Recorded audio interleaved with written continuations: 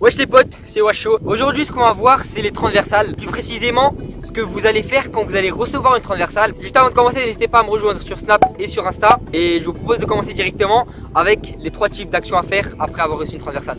C'est parti. Pour cette première action, on commence de la plus simple des manières. Il faut contrôler la balle tout simplement, de préférence avec le plat du pied car c'est plus facile. Une fois que vous avez contrôlé la balle, vous n'avez plus qu'à la pousser vers la direction souhaitée. N'hésitez pas à vous entraîner à contrôler du pied faible également car la balle ne viendra pas toujours sur votre bon pied.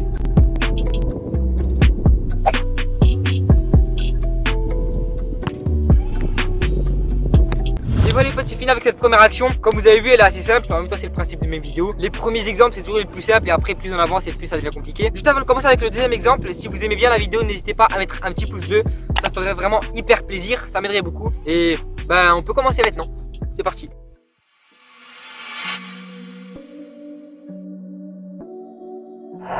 On passe à un contrôle un peu plus compliqué. Il peut paraître simple à vue d'œil, mais croyez-moi, il faudra que vous vous entraîniez pour le réussir. Ce qui est compliqué dans ce geste, c'est qu'il faut avoir le timing parfait. Vous devez ramener la balle vers l'autre côté juste avant qu'elle rebondisse. Et pour la ramener, il va falloir qu'elle vous colle au pied pour pouvoir la faire glisser. Et c'est ça qu'il faudra travailler.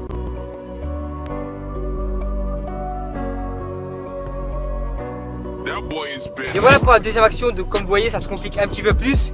Cette fois-ci, on va passer à la troisième. Ça va être encore un peu plus compliqué. Donc accrochez-vous bien. C'est parti.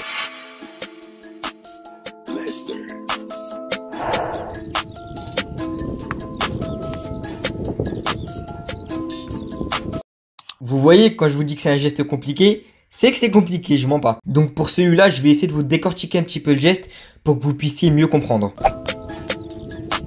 Premièrement, il faut contrôler la balle et la garder en l'air. Pour cela, j'ai un petit conseil, contrôlez-la du plat du pied, car c'est plus simple, et mettez votre plat du pied vers le haut. Comme ça, la balle rebondira vers le haut et vous pourrez enchaîner. Deuxième étape, l'aile de pigeon. Pour bien la réaliser, il faut vous tourner soit vers la gauche, soit vers la droite selon votre pied fort et en même temps taper la balle avec soit votre talon, soit l'extérieur du pied.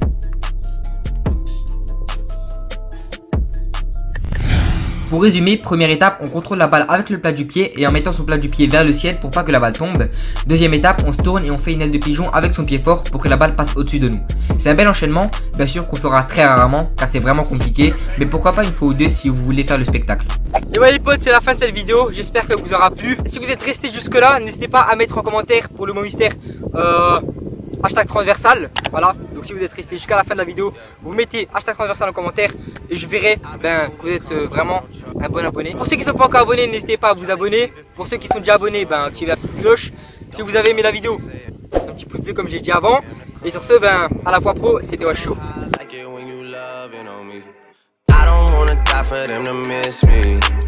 Yes, I see the things that they wishing on me. Hope I got some brothers that outlive me.